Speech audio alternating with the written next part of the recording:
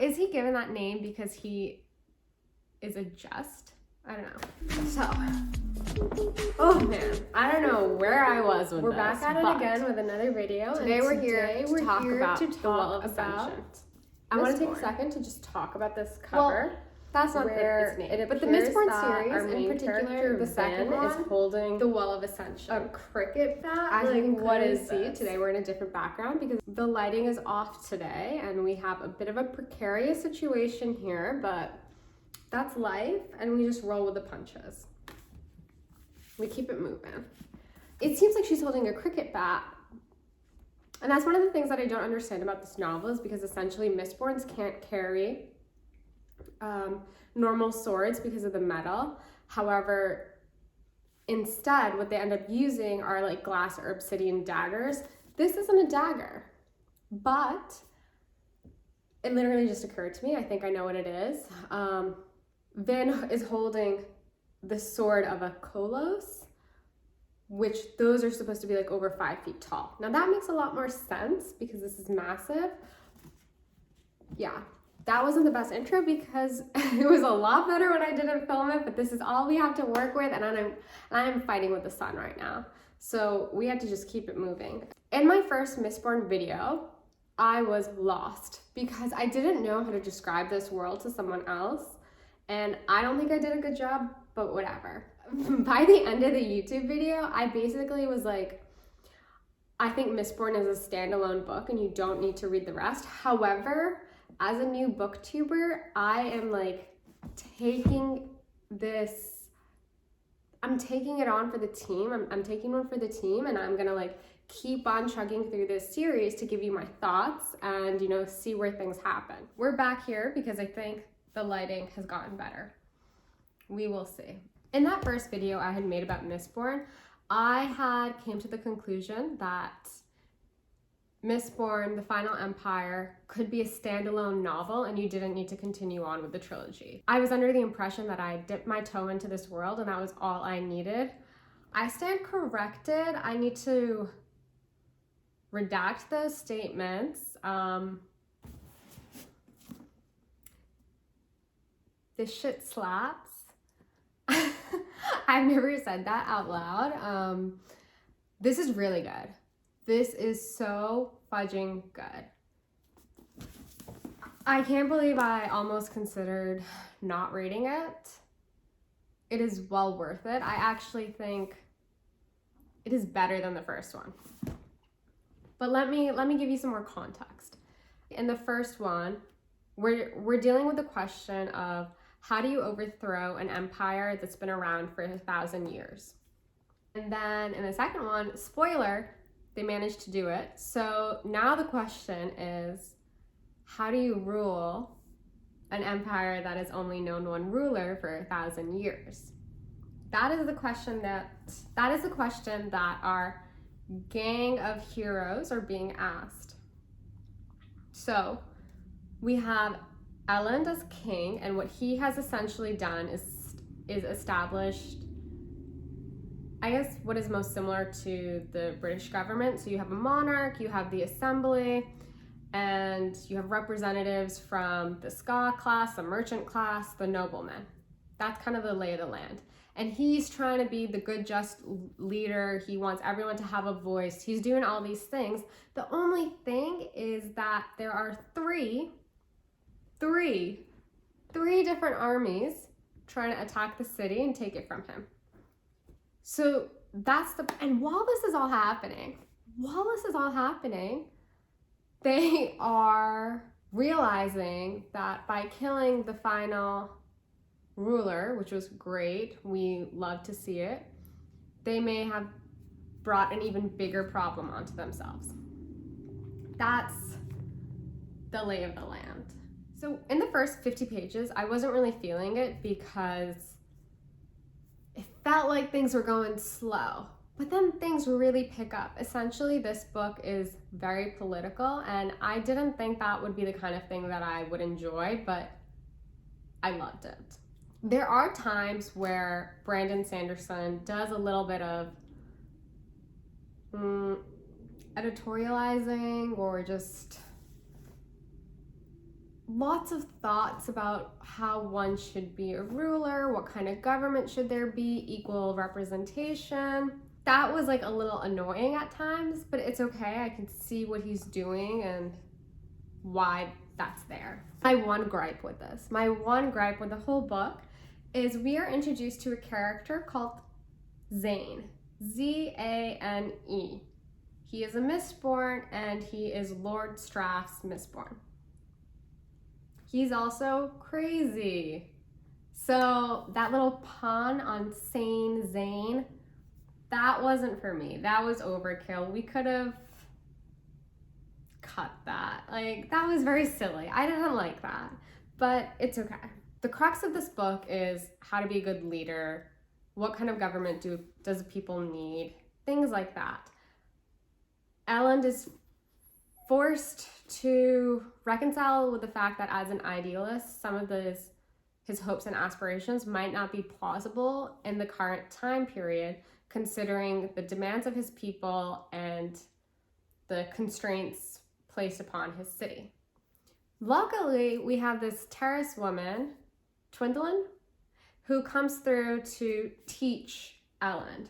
Those scenes are pretty funny. I really enjoyed that. While Elend is coming to grips with what kind of ruler he needs to be for his people, Vin is also grappling with fame that comes with being the survivor's heir.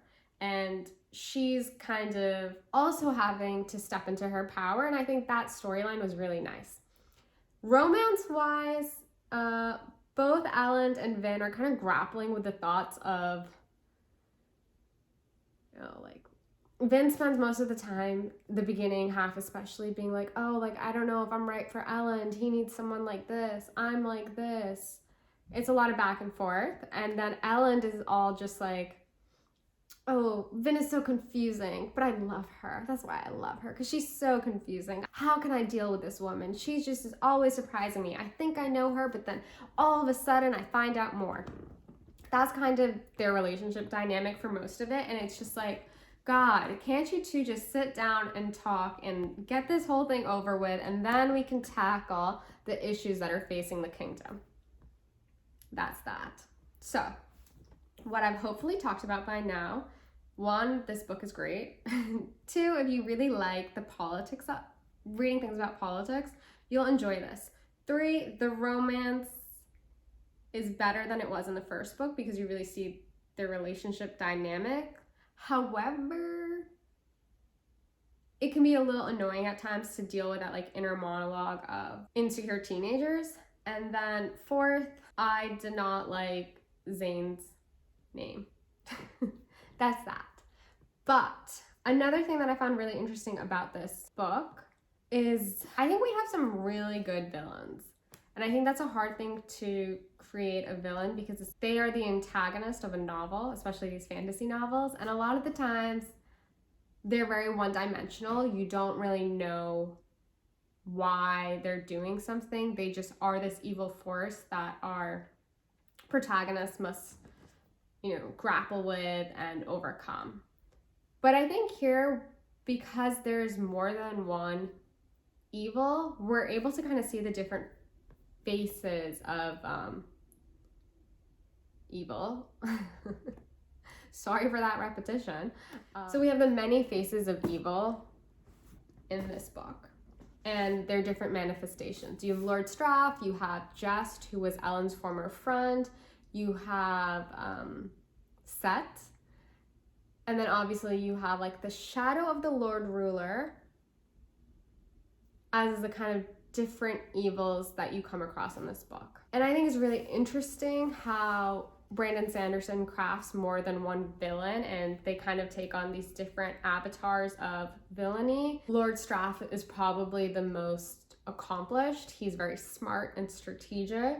Then you have Jest, who is very fearful and believes that brute force and, manipulation would be the best way to go about his actions. And then you have Set, who is actually a clever man, but a man who doesn't believe that good can prevail. So as a result of that weakness, he is kind of in the gray area. Like sometimes he could do good things, sometimes he could do bad things, but he doesn't do good things because he genuinely believes in good.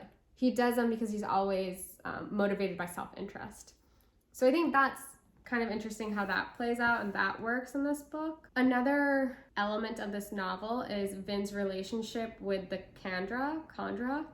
Essential, oh my God, I just remembered something that's a spoiler that I can't tell you guys, but wow. And so basically, Vin, as a result of Kelser's contract with the Chandra, she is to have the Chandra be her servant kind of for a year. And so she's grappling with a lot of prejudice and, you know, she's not a very friendly character, Vin, but seeing that dynamic and how that relationship evolves and how Vin goes on to trust the Chandra is really good. And that friendship and the subsequent betrayal, somewhat spoiler, maybe I'll cut that out, was great. I really liked that. It was very heartwarming and touching. I enjoyed that thoroughly. Oh, one of the saddest things that happened, I'll just tell you the line. I won't even give you a lot, but it happens on page 697. If I tell you this, you will be like, you don't even know what's gonna happen, who's it gonna be, but hopefully this inspires you to read this book. So, page 697. He found her body sometime near morning.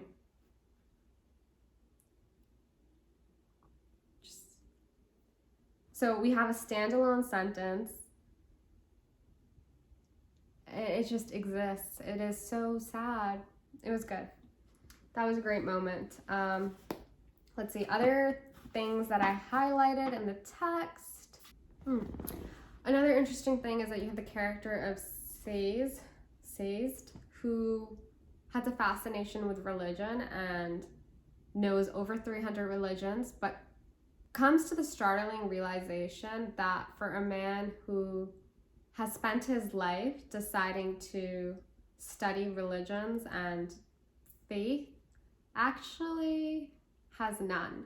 And that was, you know, an interesting thing to see. It's almost as a priest or a nun is experiencing disillusionment with something that they've devoted their whole entire life to.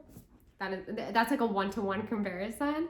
And that character development is interesting. Like the novel essentially ends with Say's being in a dark spot, but I have faith that things will turn around, and I'm excited to see how that goes. I think he is definitely one of my a character that I have a soft spot for. That's that, I guess. The book is really good. It was good. It was so good, guys. Yeah, it's a really good book. I think Sanderson is obviously talking about religion, politics, faith, leadership, friendship, betrayal, trust, prejudice, evil, villainy. There are so many things happening here, and it's good. It's really good. I would actually love to see this made into a film. I actually loathe to say that because sometimes I think TV and film adaptations can be dark. Dark in the regards that they're not good. But yeah, this is really good, and I'm so happy that I found people on YouTube who had mentioned this book and then was able to step into this world. And I essentially wanted to film this video as soon as possible because I wanted to make sure that my thoughts and reflections on the Well of Ascension weren't tainted by whatever happens in the third book. So now that I've done this, hopefully we can excuse some of the lighting faux pas and yeah, everything that went on in this video, because I just want to start the third one and with that, I'm gonna have to sign off because I've got some reading to do, and I'm sure you do too.